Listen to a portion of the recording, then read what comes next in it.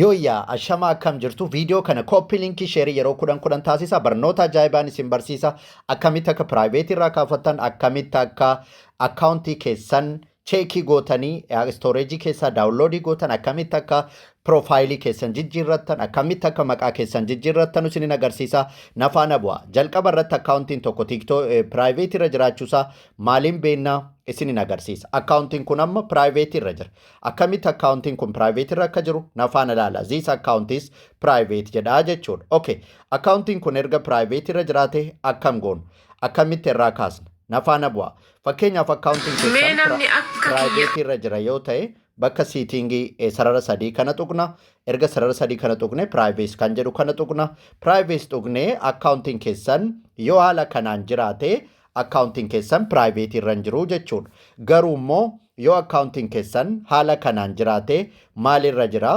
piraayiveetii irra jira jechuudha kanarraa kaafatu piraayiveet akkaawunti akkasitti magariisa kanaan taa'uun qabu magariisni sun baduu qabaa jechuudha akkas gootanii oonii gootu isa gajjallaa kana yoo bantanis yoo dhiistanis rakkoon qabu inni maaliif fayyada onlaayinii irra jiraachuu keessaniif jiraachuu dhabuu keessan namoonni onlaayinii irra jiraachuu keessan akka namni hin barbaanne yoo barbaaddan akkas gootanii fakkeenyaaf onlaayinii irra yeroo jiru namni nan argin yoo jettan akkas gochuu qabdu inni kun immoo akkas ta'uu qabaa jechuudha galatoomaa barnoota keenya gara taanuttan isin dabarsa viidiyoo kana laayikii godha koppii linkii sheerii godha asuma keessaa osoo hin bahin maaliin isin agarsiisa free app space Free app spacein kun maalinni daawunloodii yookaan immoo daataan keenya akka inni guutu wantoota nuti as guyyaa guyyaatti hojjennu as keessa akka guutu taasisa. Kana maal gochuu qabna? Balleessuu qabna. Free app space kana keessa balleessinee maal gochuu qabna?